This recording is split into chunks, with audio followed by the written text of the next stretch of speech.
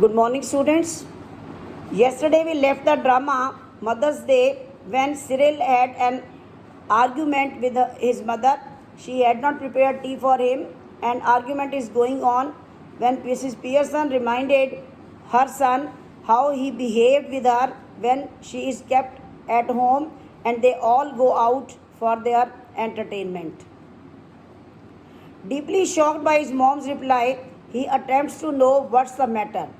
Choosing not to speak a lot, she implies that things are going to change from now on. Doris appears on the scene with her eyes turned red and her face white.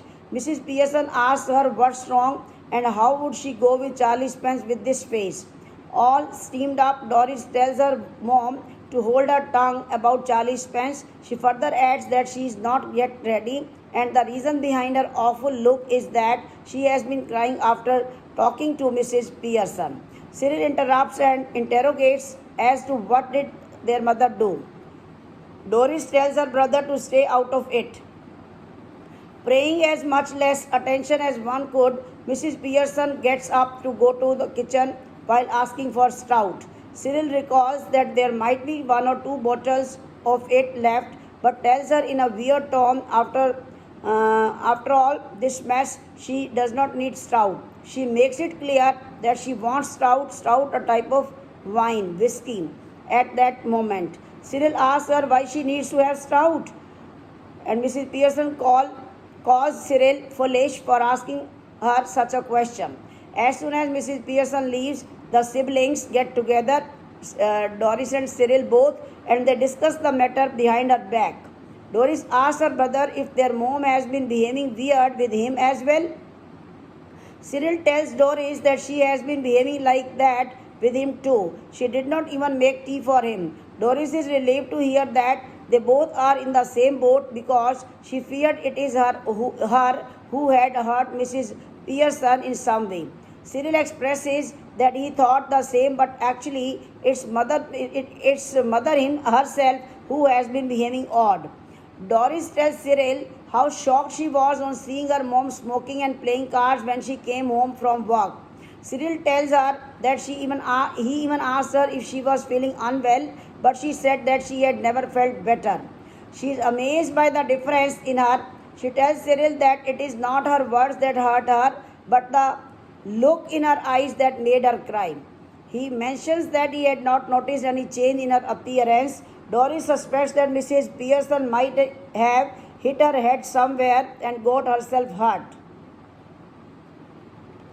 Amazed, he asks Doris if she means that her mother has gone crazy. Doris suggests that she might be in a shock after having hit her head somewhere. Cyril thinks that Doris is not being reasonable. With a light-hearted laughter, Doris comments that she is finding her mother to be irrational at the moment.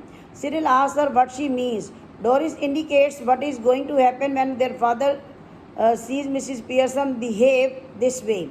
Cyril makes fun of what is going to happen in that case and jokes about it while saying that he is even willing to stay at home for seeing that.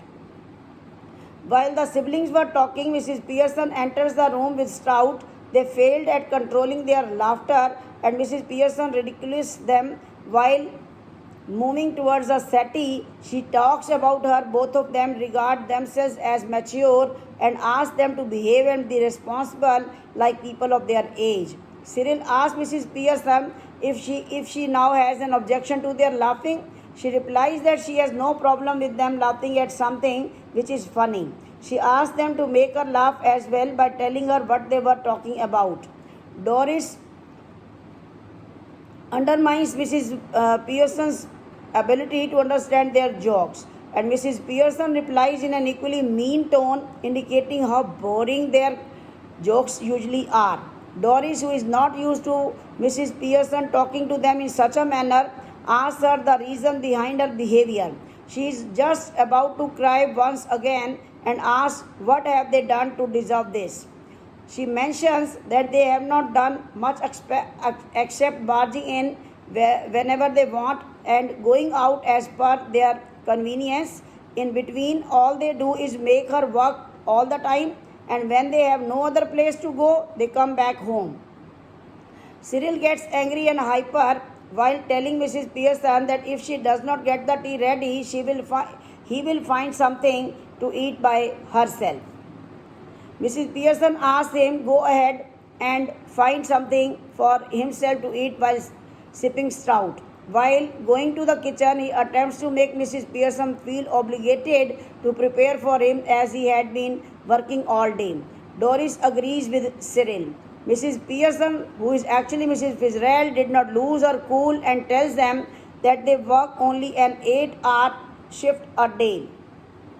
Cyril exaggerates upon his 8-hour shift. She lets them know that she has also completed her 8-hour shift of doing their work and handling their tantrum. They both argue that Mrs. Pearson's 8 hours work is nowhere compared to theirs. And without losing her cool, she warns them that everything is going to change from now. She will only work for 40 hours a week, just like all of them, and tells them to wait and watch when she takes her weekend off.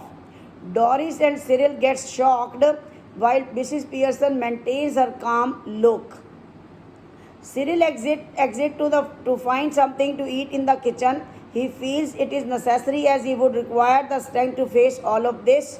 And Doris, still amazed at what Mrs. Pearson said before, confirms if she was joking about it or not. She explains that she might do a few petty tasks if she is pleasantly asked to do so and is duly thanked for performing them all. And she warns her that if any of her family members who work for only 8 hours a day and keep blabbering about it expect her to perform all their tasks, then they are going to be let down this time. She even mentions that she could go for a vacation as well. More shocked, she could not believe when Mrs. Pearson said that she might go on a vacation this weekend. Mrs. Pearson replies that she out of all deserves to take a break as she works day and night continuously. Doris is confused as to where she would go and with whom. Mrs. Pearson expresses that Doris has no business asking her with all this because she never asked Doris the same stuff. Doris tells her that what she does is not the same. Doris finally asks Mrs. Pearson if she hit herself and got a concussion or something. Bluntly, she replies that she is completely fine, but if Doris does not stop talking, then she might hit her with something for sure. Almost about to cry, she expresses how disheartening it is to go through all this, and while she says she bursts into tears. Mrs. Pearson asks Doris to stop acting like a child. She bluntly says that if she considers herself mature enough to go out with Charlie Spence, she should act properly at home as well. And when this all was going on, as they were talking, George Pearson, Mrs. Pearson's husband, enters. He is a man in his 50s who is characterized by deep sincerity but is self-assertive. As one can infer, he must be a healthy man who moves at a slow pace, and as he enters, he notices that Doris is crying. He asks her what's the matter and is sure the matter won't be worthy of crying. Okay, students, we'll complete tomorrow.